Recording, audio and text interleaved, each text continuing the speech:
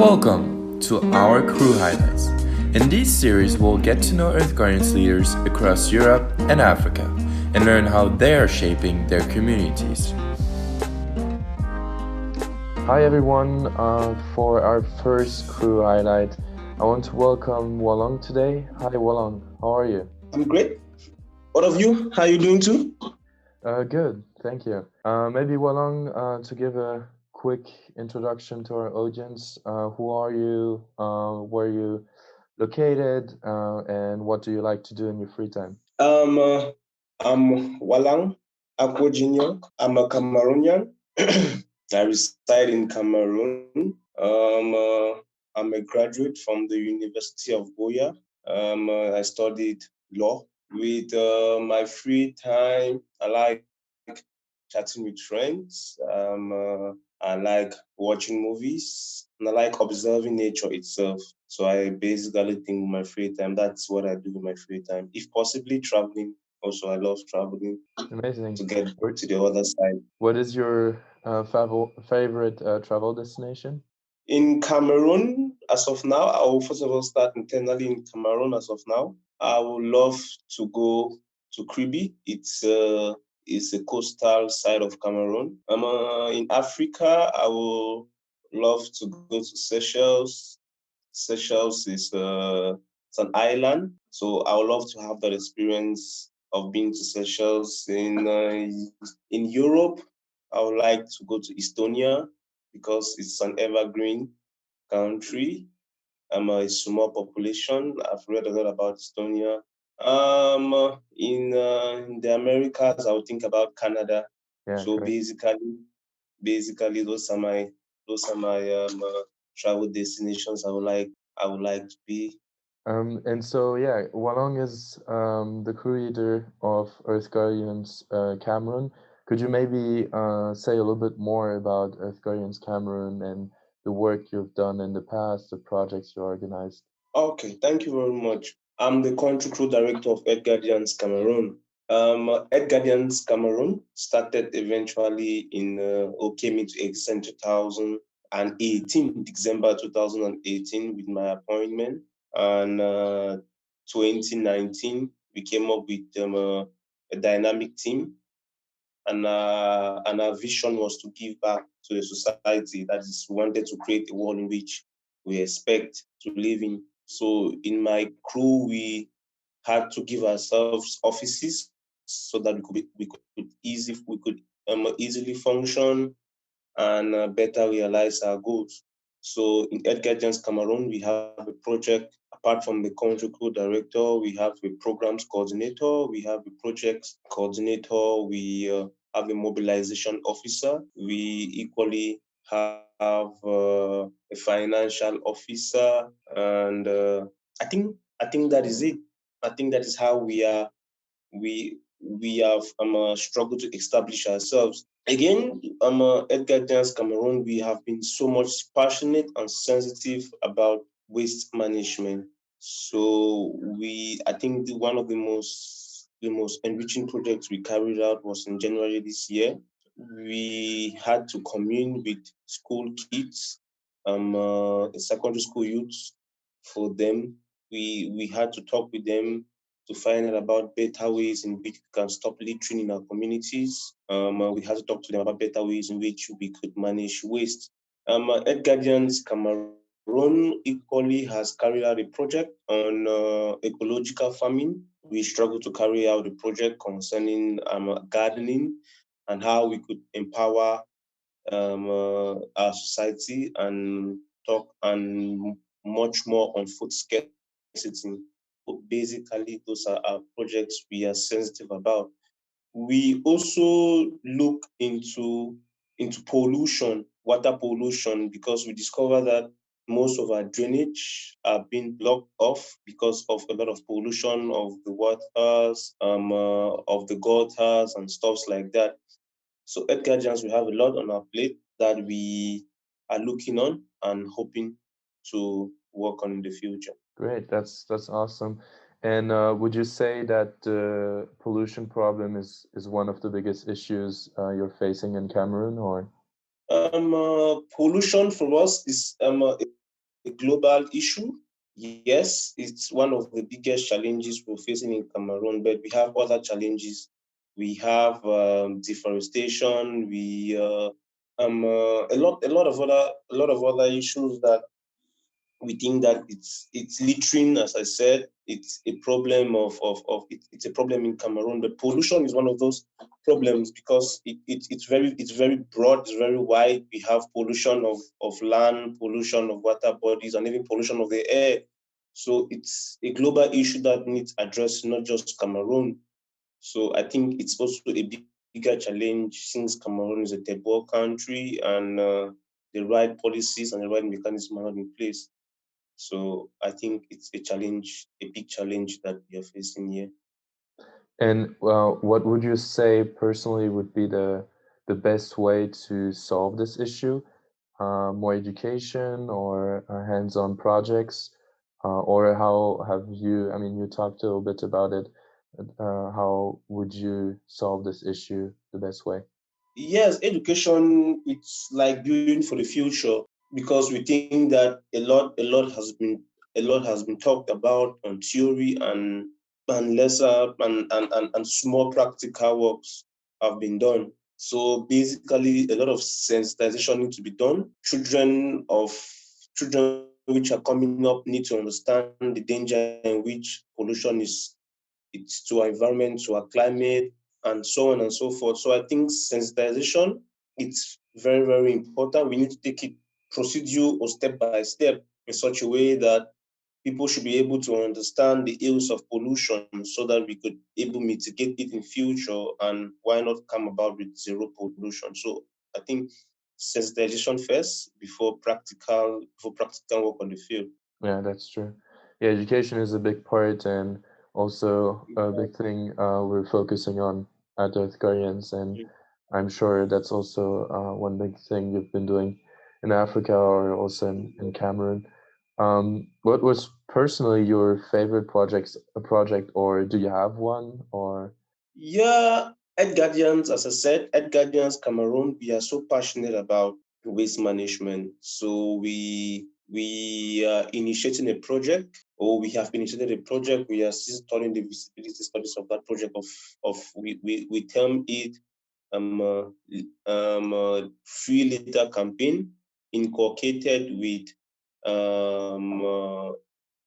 urban agriculture or slash urban gardening in such a way that we want to, as I said, we want to first of all begin by sensitizing the youth, the kids, households, community on a free littering community. I mean, in a community in which we struggle, whereby people should manage their waste themselves. People should be able not to litter each vicinity in which they find themselves. They should have a dumping ground. Also, we are also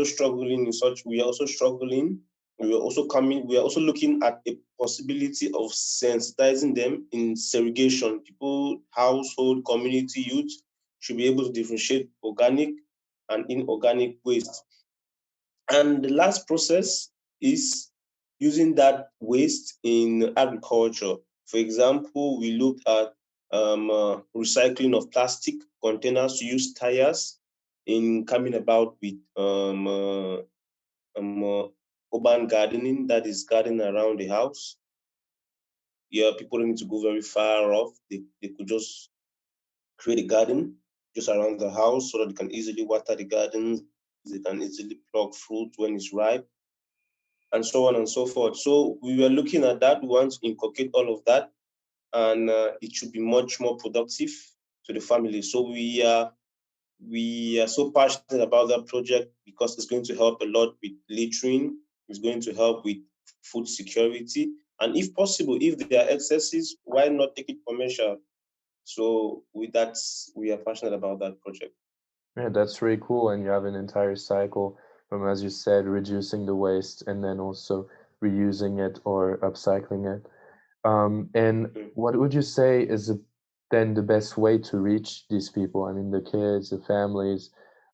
What is the best way in Cameroon to reach these people? The good part about most communities in Cameroon is they have grouped themselves into common initiative groups where they have an organized leader. So it's those communities which are already that structured. It's easy to reach out to them because we will just meet their leaders and find out where or when they normally meet, and we have that talk, or they can give us their time in which we could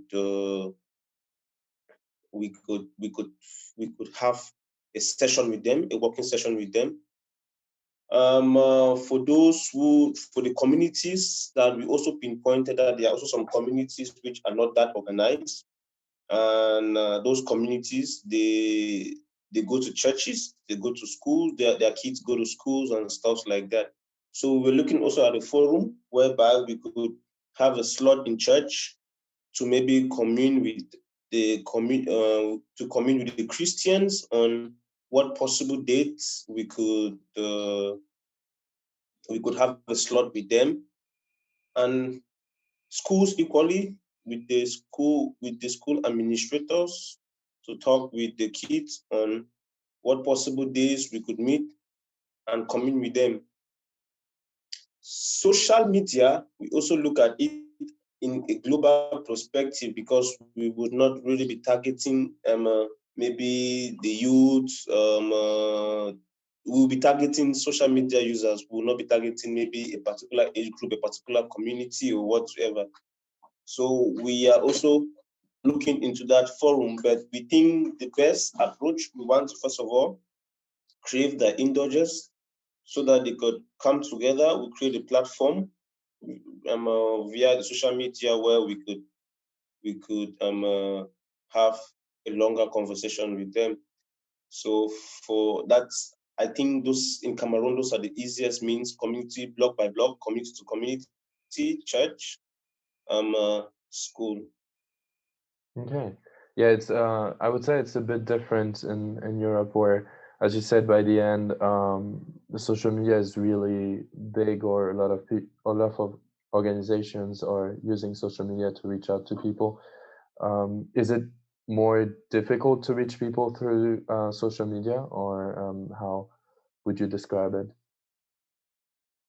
The problem with social media is attention.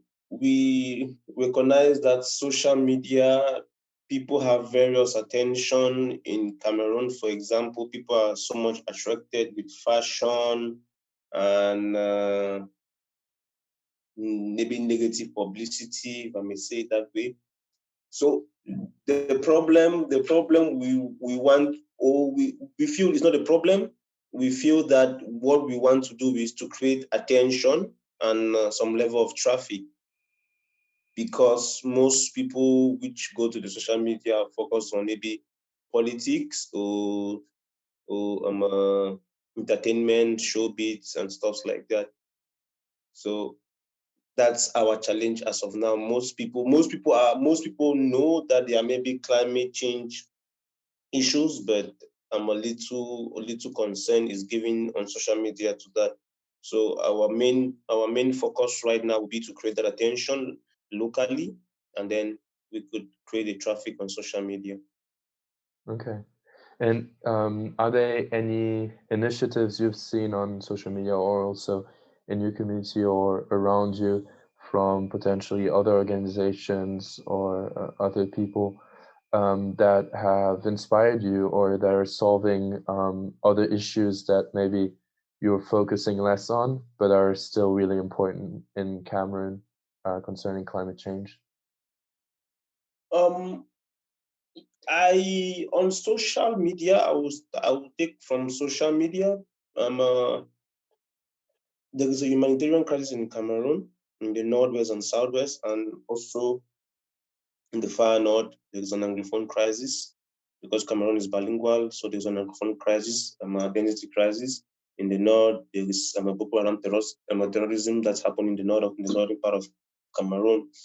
So on social media, people are really creating key strikes on those humanitarian gestures. Climate change, for example, or a free lethal initiative. I've seen people coming up with initiative of cleaning up the beach, cleaning up the gutters, the drainage systems, cleaning up. So, and there are also other organizations that maybe I might not have seen on social media, but they are doing a lot of work. Yeah, they are doing a lot of work. They are working about sensitizing people on planting of trees, on ecological farming, on poultry farming, and so on and so forth. So I think basically people are doing a great job out there, but attention has been, I think not misplaced attention, but attention has been focused more on the humanitarian aspects in Cameroon. As I said, as of now, it's people feel, or the society feels very, very pressing because of the humanitarian crisis which is happening now in Cameroon. So as concerned to the climate change action, environmental action on social media, it's kind of timid because of, as I said, the attention has not yet been broken to that extent in which maybe the community wants to take it as interest or whatsoever. I can't really explain much more on that. Yeah, and I mean that's where education then plays an important part, as you said earlier.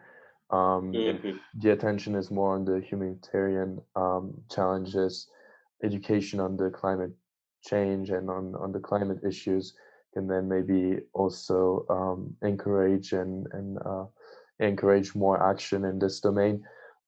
Would you say, or would you say that this is one of the most important things in the future for Cameroon to really educate the society about climate change, or do you have other recommendations about what should be done in Cameroon to solve climate change?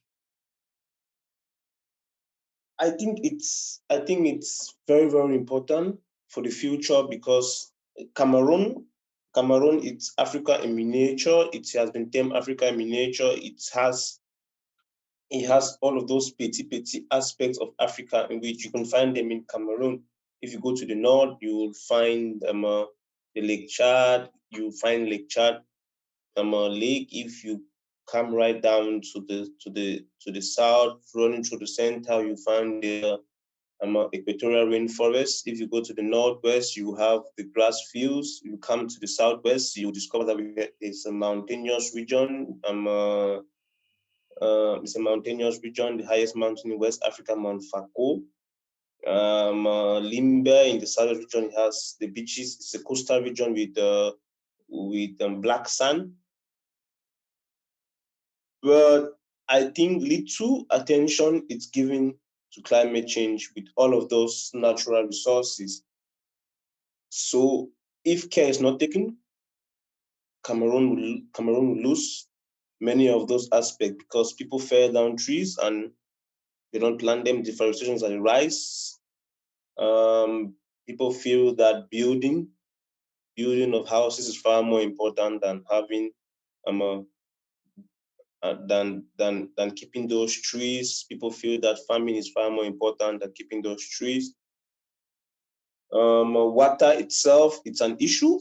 Global, maybe it's a global issue, but in Cameroon, I don't think we have to be having those challenges with all the natural resources and untapped resources, which I just named. But it's an issue nationwide in Cameroon. So you see the climate change, the climate change and globalization is really, really affecting Cameroon. So it's an issue that the government needs to go back to the drawing board, go back to the parliament, the Senate, come up with good laws, persecuting all those perpetrators of deforestation and maybe other climate change hazards and stuff like that. But I also feel that the government has been trying because in the recent years they have struggled as much as possible to initiate about biodegradable plastics and send the others away because it's not good to the society, to the humans and stuff like that. So I think the government has really made some positive strides towards that when it comes to the biodegradable stuffs. It makes people to start thinking. The car pollution, I see face a lot of issues with that personally, because they don't really, since Cameroon, we are a third world country, people, they don't really have a criteria in terms of cars in which they import. People just import cars, and it tends to pollute the air. There are companies.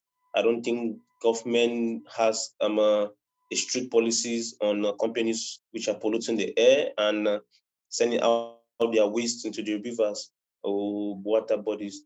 So I think there should be strict policies in when it comes to climate change, and they should also promote initiative groups that are coming up to maybe mitigate climate change and its effects on the population, the environment, and the nation at large. Okay, yeah, thank you. I hope that this will happen in the future, and I know that you guys in Cameroon are pushing for that, and especially on the education side. Maybe a last question to finish up. What is your favorite thing about nature in Cameroon? Mm, that's a very difficult question, but to me, I look at nature. I'm a Christian, so I look at nature from the biblical side of it. When I read the Bible, I tend to take key interest with the fact that when God created everything, He saw that everything was good. But personally, I feel that every waking up every day, seeing the rising sun and how the sun sets, it's amazing.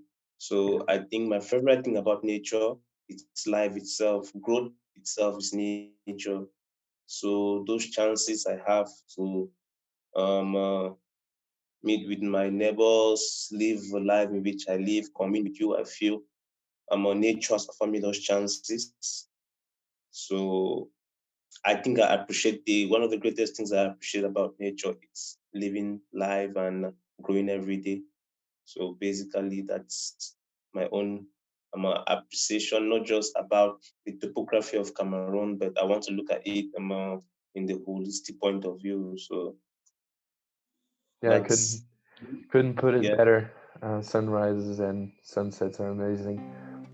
Thank you very much, Mm-hmm. Wanong, to have some time for us today and to share something a little bit about Cameroon and what you guys are doing in Cameroon. And I'm sure there's way more to talk about. But thank you very much, and I wish you a great week and see you soon.